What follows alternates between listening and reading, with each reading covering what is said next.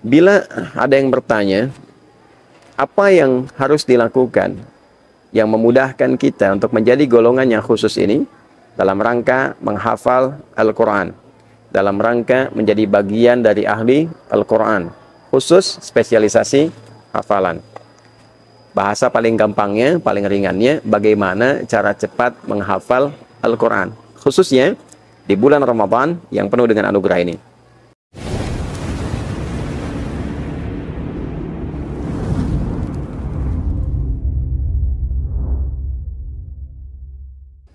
Bismillahirrahmanirrahim. Assalamualaikum warahmatullahi wabarakatuh. Alhamdulillahi rabbil alamin. Alhamdulillahilladzi anzala al-Qur'an al-Karim fi Ramadan hudan lin-nasi wa bayyinatin minal huda wal furqan. Wassalatu wassalamu ala rasulillahilladzi ursila rahmatan lil alamin likamalin nuqsan.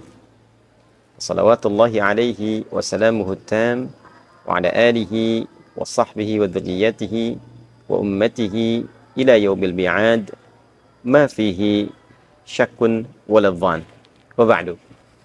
Saudara-saudariku, bersyukur pada Allah Subhanahu wa taala kita masih diberikan kekuatan untuk beriman, dan dengan itu kita insyaallah mampu menjalani rangkaian ibadah Ramadan kita sampai dengan detik ini, di hari ini, dan semoga pada hari Rabu ini waktu Indonesia bagian Barat menjelang berbuka kita mendapatkan penerimaan terbaik di sisi Allah Subhanahu wa taala.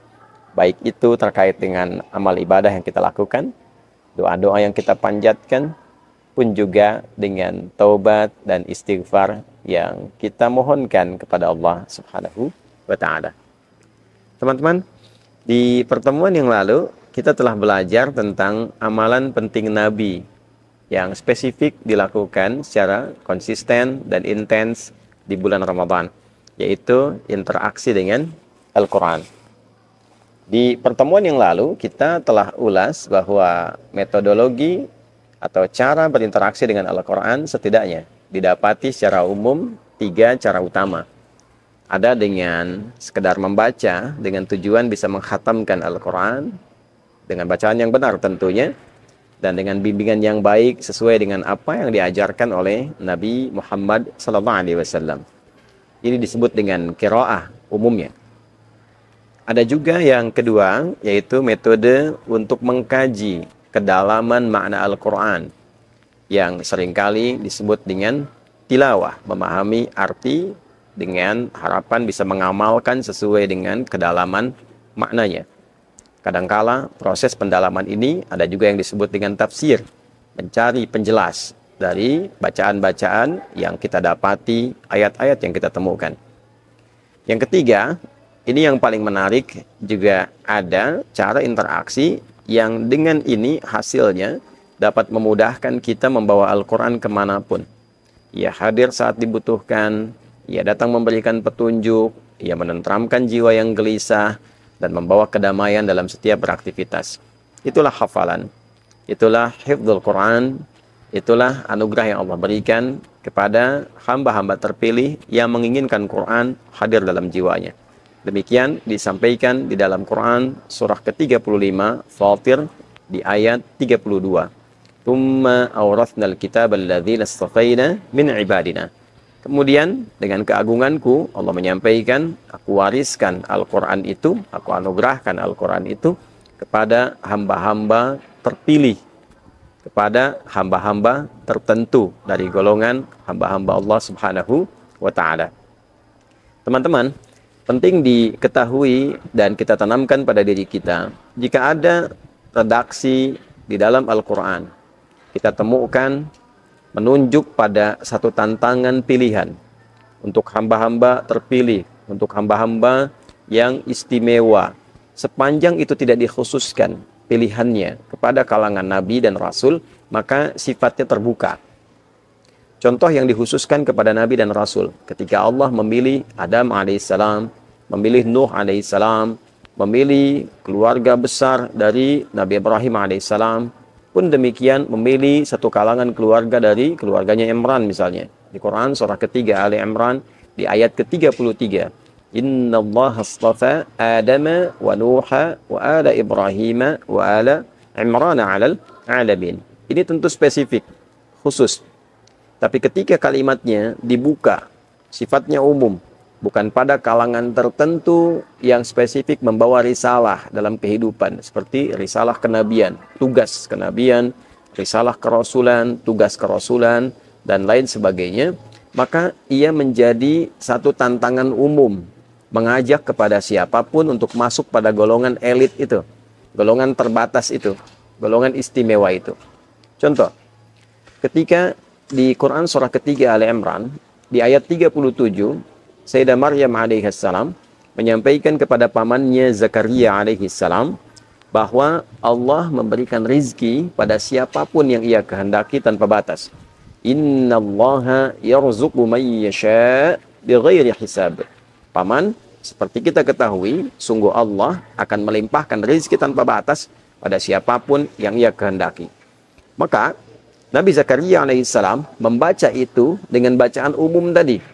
Artinya, siapapun yang menginginkan rizki tanpa batas dari Allah Subhanahu wa Ta'ala, maka masuklah pada golongan yang dikehendaki oleh Allah itu. Apa di antara sifat yang terdapat di ayat itu?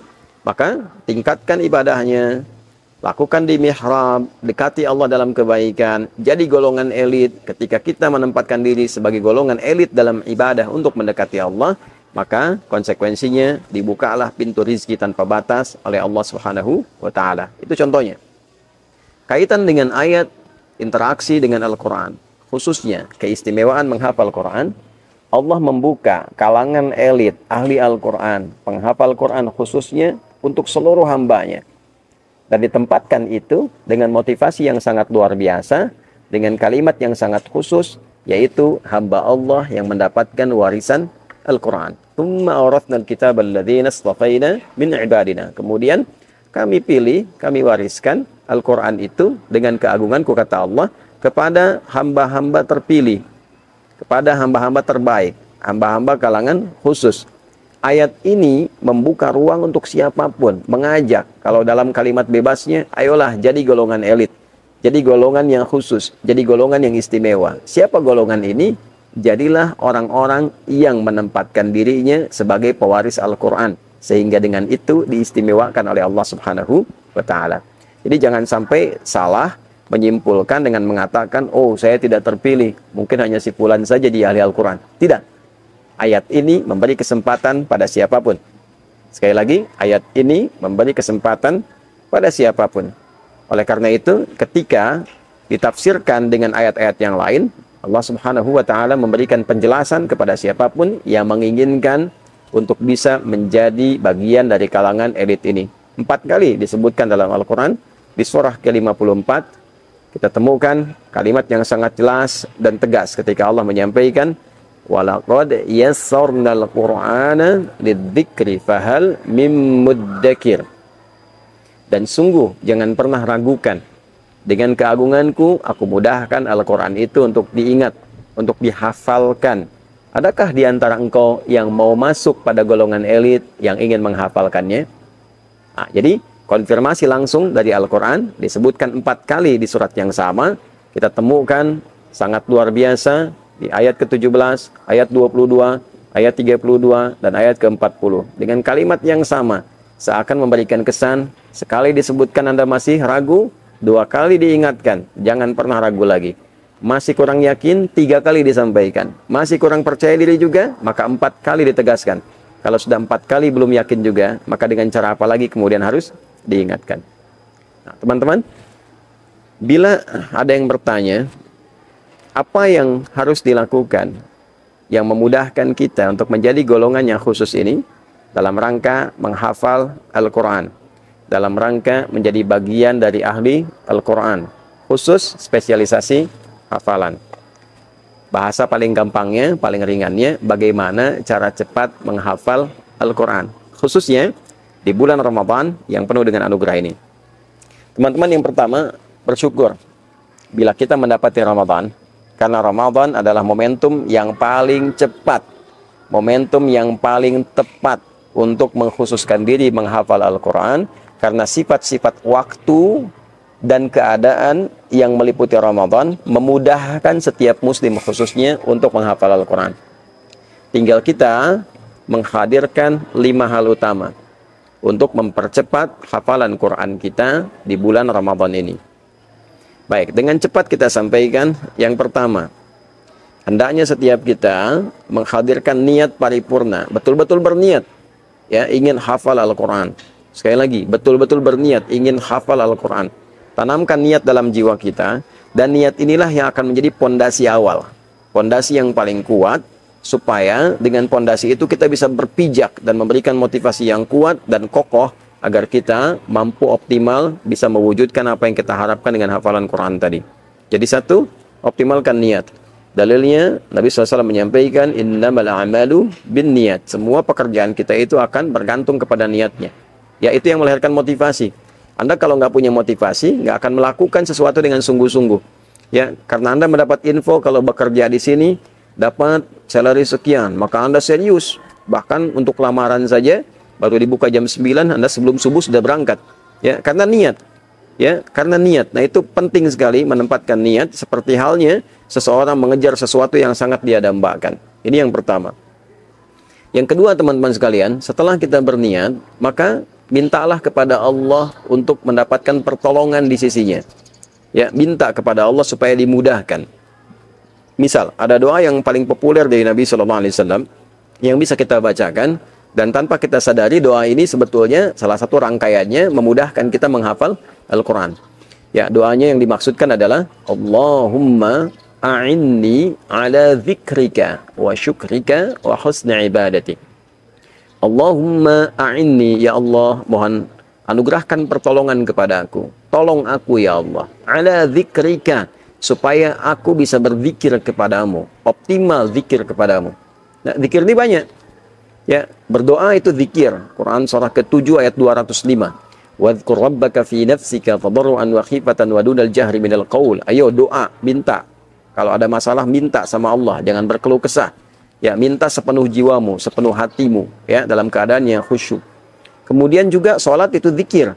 Ya, salat disebut zikir dalam Al-Quran. Wa aqimis salata bidzikri, tunaikan salat sebagai zikir kepadaku.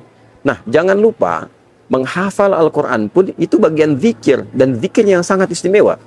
Karena ketika kita akan menghafal Al-Quran, perintah dari Al-Qurannya, motivasi dari Al-Qurannya menggunakan kalimat zikir. Walaqad yassarnal Qur'ana lidzikri fahal mim muddakir. Dan sungguh dengan keagunganku, kata Allah, aku telah mudahkan Al-Quran untuk diingat, dihafalkan sebagai zikir. Ingatan menghafal Quran itu oleh Quran disebut dengan zikir. Maka di antara Anda, adakah yang ingin masuk pada golongan ini? Adakah di antara Anda yang ingin berzikir dengan Al-Quran, mengingat Al-Quran? Jadi proses mengingat Al-Quran itu disebut dengan zikir. Bahkan di Quran surah 15 Al-Hijr di ayat 9, Allah menjaga Al-Quran itu dengan sebutan zikirnya. Inna nahnu nazzalna dzikra wa inna lahu lahafidhun. Sungguh dengan keagunganku, aku, nah ini, turunkan Al-Quran itu, ya, perhatikan baik-baik kalimatnya. Aku turunkan Al-Quran itu secara bertahap supaya menjadi zikir untukmu dalam kehidupan. Ya, dengan hafalan itu engkau bisa mengingatkan engkau. Begini cara melangkah, ayatnya hadir.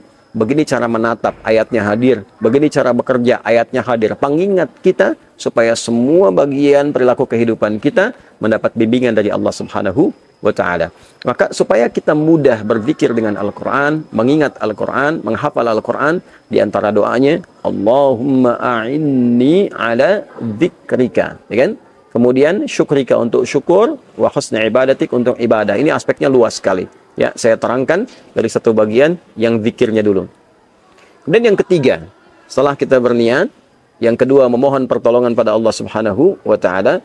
Yang ketiga, memilih waktu spesifik dan memprioritaskannya. Ya, Anda 24 jam itu punya berapa lama untuk Al-Quran? Oke? Dalam 24 jam, masa nggak ada sedikit pun waktu untuk bisa digunakan dengan Al-Quran? Kan cukup luar biasa. Cari dunia aja bisa berjam-jam tuh. Berangkat gelap, pulang gelap. Masa cari akhirat nggak punya ya, waktu yang kita bisa investasikan? Nah, misal, saya dari 24 jam punya waktu 1 jam.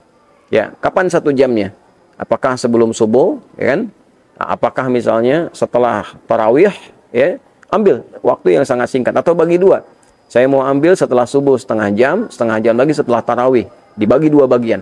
Ya, maka setelah Anda menetapkan 1 jam itu, taruhlah dibagi 2 tadi, jadikan sebagai prioritas. Ya, kalau sudah prioritas, artinya sudah tidak bisa diganggu gugat. Ya, tidak bisa diganggu gugat. Kalau sudah pada waktunya itu hanya untuk Al-Quran saja, yang lain menepi. Ya, maka silahkan ditata ke waktu-waktu lain. Bila ada darurat kemudian terpakai waktu itu, maka silahkan diganti di waktu yang lain. Yang terpenting adalah konsistensi Anda menempatkan 1 jam sehari bersama Al-Quran, itu bisa optimal.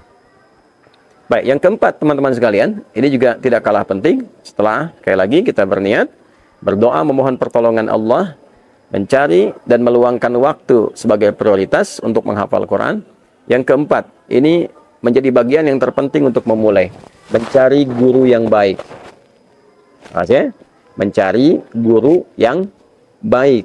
Nah, ini penting karena Quran itu sampai kepada kita dengan metodologi talaqi. Ada guru membimbing. Ini menjadi dasar kemu'jizatan terbesar, salah satunya untuk Al-Quran. Sehingga dengan itu terjagalah Al-Quran itu. Ya, baik itu bacaannya, pun demikian juga tulisannya di mushaf.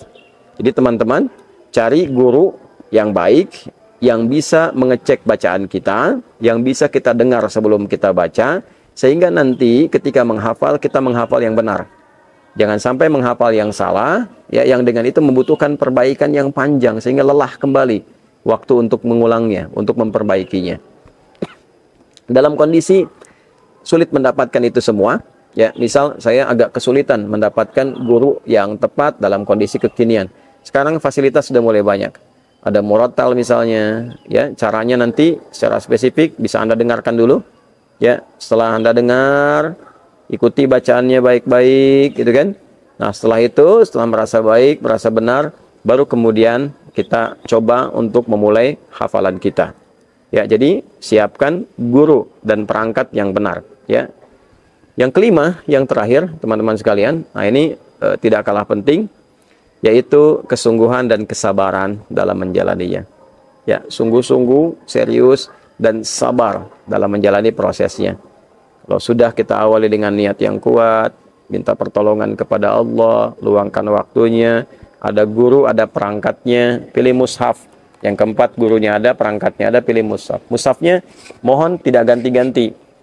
Ya, ambil 1 mushaf, cari yang standar, jangan berganti supaya tidak bingung. Ya, supaya tidak bingung. Jadi gunakan 1 mushaf sebagai patokan sampai dengan selesai.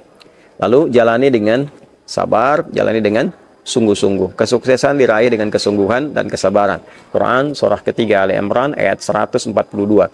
Am hasibtum an tadkhulul jannata walamma ya'lamillahu alladhina jahadu minkum wa ya'lamas sabirin.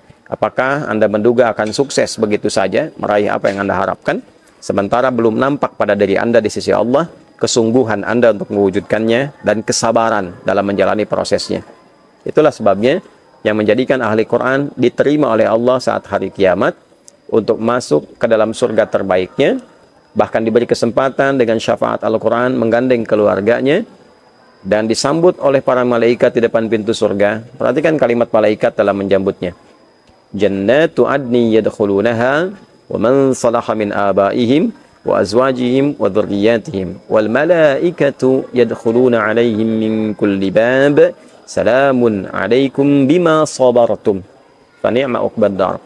Maka orang-orang saleh diantaranya dari ahli Al-Quran masuk ke dalam surga lewat surga Aden, diperintahkan oleh Allah menggandeng orang tuanya, pasangannya, anak keluarga keturunannya, dan ia memasuki surga. Diperintahkan malaikat berdiri di setiap pintu surga menyambut mereka, lantas mereka mengatakan salamun alaikum bima sabartum, selamat karena Anda semua sabar dalam menjalani proses hingga mendapatkan anugerah surga di tempat ini. Fa ni'ma uqbad dar, silahkan nikmati tempat terindah yang belum pernah dijamah.